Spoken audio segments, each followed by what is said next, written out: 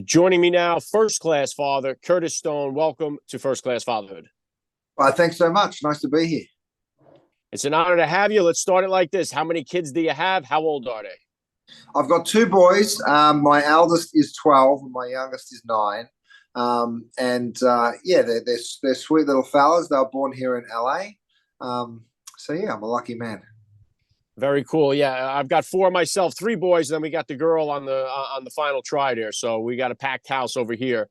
If you could, Curtis, please just take a second to hit my listeners with a little bit about your background and what you do.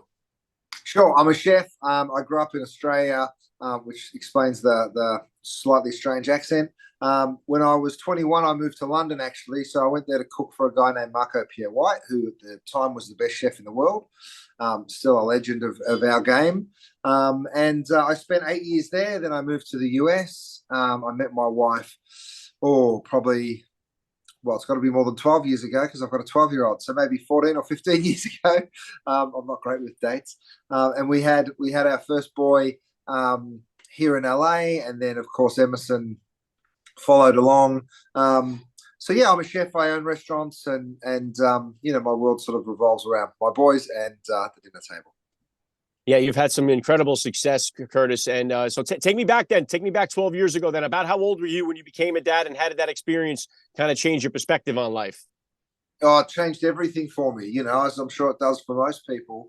I think one thing it did for me was I didn't have a restaurant at the time. I was sort of doing TV shows and writing cookbooks and whatnot. And I'd been in the States for maybe 4 or 5 years at that point. And I was toying with the idea of a restaurant. And then we got pregnant, and I sort of thought, oh, you know what, this might be the end of the restaurant, because I'm sure once I bring a child into the house, it's going to be a very different ball game. I'll be a lot busier and won't be able to be in the restaurant like I would have if I was still single.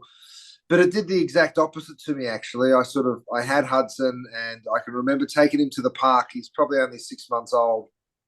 So I took him for a little walk, and I was sitting there looking at him, and I was thinking to myself, I wonder what he's going to think of me. I started sort of reflecting on my own dad and thinking about my relationship with him. And then I was thinking about this little child that I'd brought into the world. And I thought, no, I've got to open a restaurant, and I've got to do it properly. I've got to do it the right way. And I've got to show him what it means to work hard for what you're given. I'd hate for him to think that I was just lucky and suddenly, landed a TV show or whatever.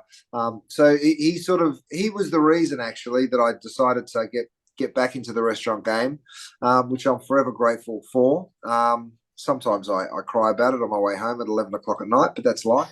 Just it grows you up real fast being a dad. You realize what's important and what's not. And that certainly happened to me as well. Yeah, very well said, Curtis. And I'll tell you what, one thing for me, as I mentioned, I got 4 kids. I cook just about every night in the house here. It's something that I love to do. As a family, we sit down and we eat dinner, every night at 6 o'clock. And I can never make everybody happy, whether it's with the meat, whether it's with the side, the vegetable. I can't make everybody happy. So you being a chef, celebrity chef, the whole bit, do you do the cooking on a daily basis there? And is there a certain dish that makes everybody happy in the house when you make it? We do have a few of those dishes, but like you, I share your struggle. There's never a total win that happens every single night. That's just not realistic. But yeah, I cook when I'm here for sure. I absolutely do. But the truth is, I'm in the restaurants a lot. So my wife does the hard work. She does the heavy lifting, and whenever we entertain, of course, that's me. I swoop in for the glory, and they all say to her, "It must be so nice being married to a chef." And she's like, "Oh yeah, when he's still at work at midnight, it's lovely." I think. But I cook for on the weekends quite often, and I make her some meals that she can sort of heat up.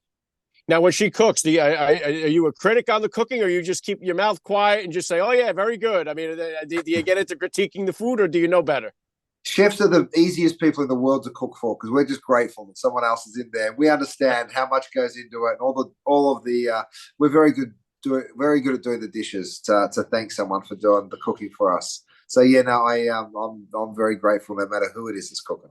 And because we have Thanksgiving coming around the corner, is that something that you do for the family? Do you do the bird and the Thanksgiving dinner and the whole bit, like on this or other holidays as well? Yeah, absolutely. We brine it the day before, and of course we slow roast it, and yeah, we serve it with all the trimmings. So yeah, that's a fun one for me.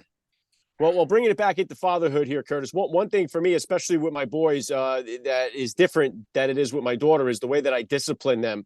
I'm definitely a lot harder on disciplining my boys than I am with my daughter. Thankfully, my wife picks up the slack where I'm, where I need help. So, what type of disciplinarian are you as a dad, and is that different than the discipline style you grew up with? Oh, it's totally different than what I grew up with. My mum was a really strict mum, and I grew up in Australia in the 70s, I guess. So, yeah, it was a very different method back then. She had her collection of wooden spoons that we would trigger whenever we were misbehaving. We'd get sent to our room. Get in your room with your pants down, I think was the saying in our house quite often, and she'd come in and give us a whack. So that certainly doesn't happen. But I probably I guess on the spectrum of strictness as far as parents go, I probably am on the stricter side. So my kids tell me at least. And I don't think that's the worst thing in the world for them, a little bit of discipline. And as long as it's done with kindness and fairness, that's sort of what we always aim for in our household. And I think, kids need to know what's right and wrong, and they need to know where they stand. And I think sometimes that's easier when you don't change your mind, you don't double back on something that you've said, you stick to your guns. And if you say this is going to happen as a consequence, if that doesn't happen, then you got to follow through with it, which is never the nice part of being the dad. But I think in the long run, it makes life a bit easier. And I think it's so important just to our society too, Curtis. I think, I talk about all the time on this show, we have so many kids growing up without a father or a father figure in their home. And a big part of that is not having that discipline from a father, especially with our young men. And I think that's the reason why we're seeing so many of them, fatherless kids filling up the prison systems in this country without having that father figure, that disciplinary figure in their life. You're absolutely right. I think that there's my mum was a single mum, and I grew up with her, and I got to watch just how hard it is, as someone that's trying to bring in an income, make sure that the house is in order, make sure the kids have everything they need for school, make sure they're driven here, there, and everywhere like we always do. And back then, there was a lot more get outside and go play with your mates and just sort of figure it out in the neighborhood, as opposed to how we treat it these days. But I think that you're absolutely right. I can't imagine, and sometimes I'm away for weeks at a time traveling, and I get back, and I always try and make a real effort with Linz, because I know just how hard it is for her when you're gone. So it's important for sure. And when you say growing up with a single mom, did you have anybody that come in and kind of take that fatherhood figure role for you? Any male role models that you had growing up?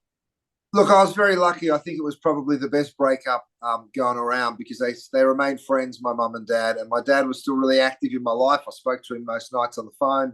I saw him every weekend, whether it was his weekend or mum's weekend. He'd always be at my sporting events, and he was still very active. So it wasn't as if I didn't have that fatherly influence. And then my mum did remarry, and I was lucky enough to get a stepdad when I sort of was a teenager, and he was a great fella. And he sort of didn't take on that father role, I think, because my dad was still in the picture. It was more of a friendship. And whenever I do something that I probably shouldn't have done, he'd just look at me and be like, she'll find out. I'm not telling her, but she will find out. And I always remember how he was a policeman too. So, of course, there was sort of that healthy respect that you need. Very cool. Yeah. And then throwing it to your wife, Lindsay. One of the things I'm shamefully admit, I was a huge fan of Beverly Hills 90210 growing up. And your wife obviously starred on the show. And just 2 weeks ago, I did an interview with Ian Ziering, who played Steve Sanders on the show, who was married to your wife on the show. So were you familiar with that show at all when you met her? Were you a fan of that show? Did you watch it at all? And what was it like for you after being in a relationship with your wife, finally becoming a mom and seeing her take on that role of motherhood? I hadn't really seen much of that. I mean, I knew that show existed, of course. I think the entire world did. But I wasn't an avid watcher. I probably popped in and out of a few episodes, but I don't think that I'd seen Lindsay on it. I mean, maybe I hadn't noticed, but she's a hard one not to notice. She's a looker, my wife. I'm a very lucky man. We met here in LA, and we got set up by a mutual friend. And my first reaction was, I don't need a blind date. I'm good. And then they showed me a photo of her, and I was like, I'll take that blind date. So we got to know each other pretty quickly, and she's an awesome woman and an incredible mother, and I'm lucky to have her in my life.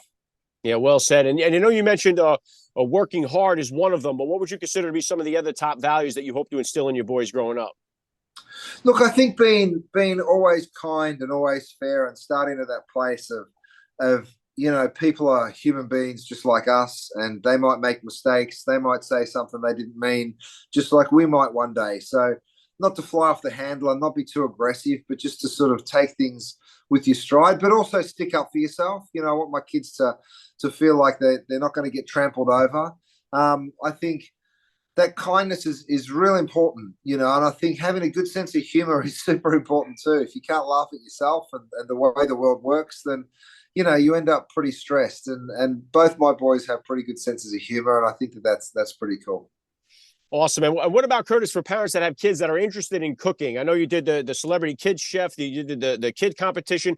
What kind of advice do you have for parents that have kids that are interested in cooking and maybe want to take that to the next? Is culinary school the way to go? Now I know there seems to be so many different options with social media. What is the best path for the kids to take that are serious about cooking and would like to go next level? Look, I think if you're a parent that has a kid that's genuinely interested in food, the very first step is just cook with them. Just have fun with them in the kitchen. A lot of people say to me, it takes so long, it makes such a mess. And I'm like, but when was the last time you played with your kid and it didn't make a mess? It makes a mess whether you're playing with Legos or if you're outside in the backyard or if you take them to a park. At least I do. I come home in grass stains when I take them to the park. So I kind of feel like spending time with them in the kitchen is awesome. And then you'll get a real feel for, is it more of a career path option for them, or is it a hobby? And both things are awesome. If it is a career path, I think the best way to start with kids is always tell them how serious it is. Tell them all the bad things about it and see if they still want to do it.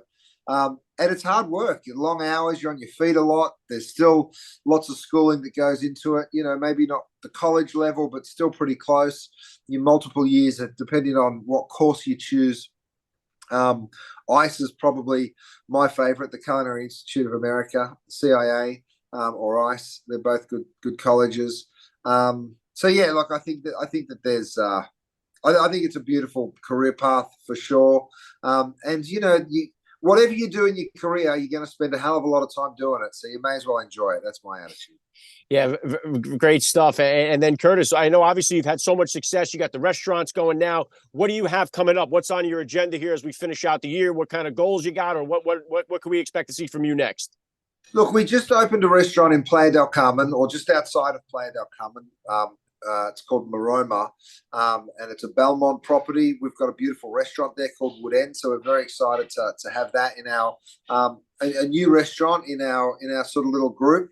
So that's keeping me busy. I'm about to do my own podcast, mate. I'm very excited. It's just a brand new sort of podcast with a TV show side to it as well. So we're going to do 30 of those, starting production later next week. So yeah, that's super exciting too. I'm joining your way. All right. Yeah. Oh, listen, I love doing it. I get a chance, and I know I look forward to seeing what you come up with. And last thing I want to hit you with here, Curtis, I love to ask all the dads that I get on the podcast here, what type of advice do you have for that new dad or for that about to be father who's out there listening? Well, listen, mate, when you're a new dad, it all comes at you at once, and it feels a little chaotic, and it feels like your life's been turned upside down. But the truth is, that all normalizes. So every one of my cooks or mates that has a baby on the way, I always say, listen, the first 12 months, you're going to feel like you're on some runaway train and you don't know how to control it. But it does slow down. It does get more organized. And before you know it, you're out of that little period. So enjoy each moment that you can. Enjoy those long hugs that last forever, and enjoy them just being sweet little babies. But it's tough. It's no easy ride when that baby first comes. Those sleepless nights, I'll never forget them. But you'll get through them. So stay the course. That's my advice. Yeah, well said. I love the message. This has been an honor for me. I got to say, Curtis Stone, you're a first-class father all the way. Thank you so much for giving me a few minutes of your time here on First Class Fatherhood.